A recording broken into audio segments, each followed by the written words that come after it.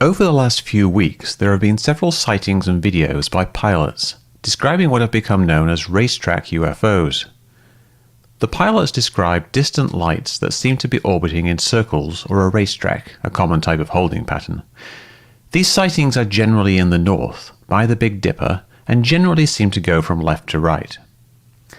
Multiple people have determined that the most likely explanation for these is Starlink satellites, simply because the lights don't go in circles or a racetrack.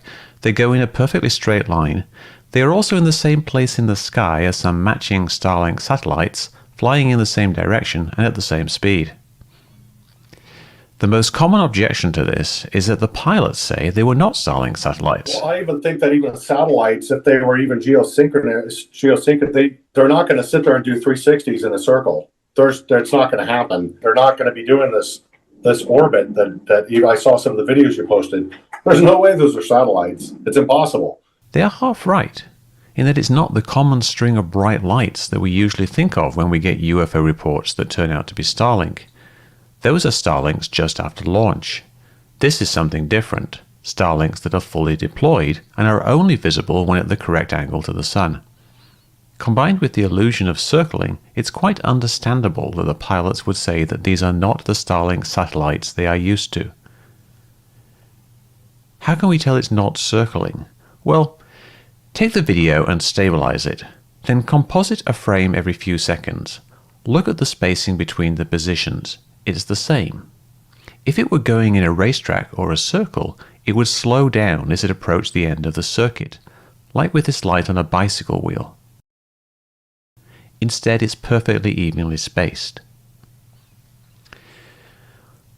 What's happening is the satellite is reflecting the sun for a few seconds, like how you might see the sun reflecting off a passing car window or a plane like this one.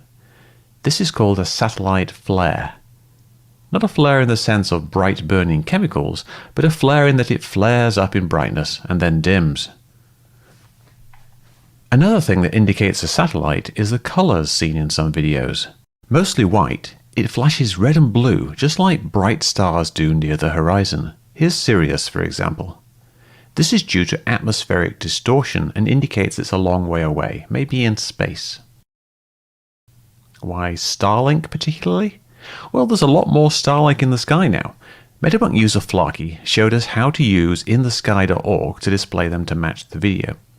Click on Spacecraft, then Satellites in your sky, then go to Planetarium view. Scroll down and turn on the bright satellites, including Starlink. Then you can set a location, a date, and a time. Let's look at the MUFON report, number 124374. We've got the location, we know the date and time, plug that all in.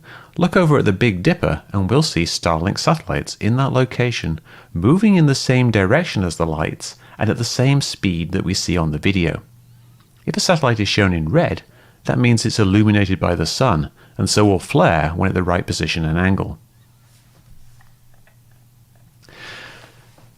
Flarky also showed how the sun was directly underneath the satellite at that point, which makes sense if it's going to reflect the light back down. This was initially suggested by Reddit user Dance Macabre Haunt.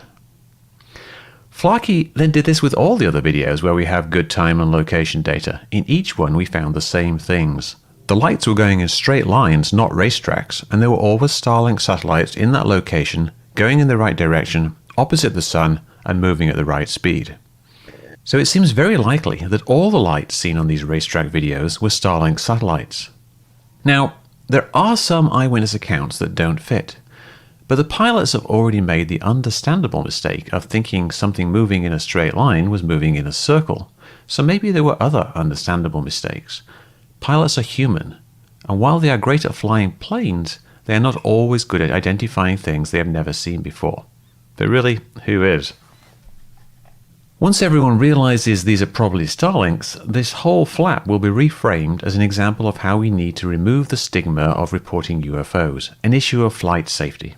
That's fine, and I'm in favor of removing the stigma. If somebody sees something odd that they can't identify, then they should report it.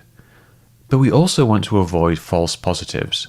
We don't want Starlink flares to be reported dozen times a day for years. So we also need some good information from the FAA on how to identify when you're looking at something like this.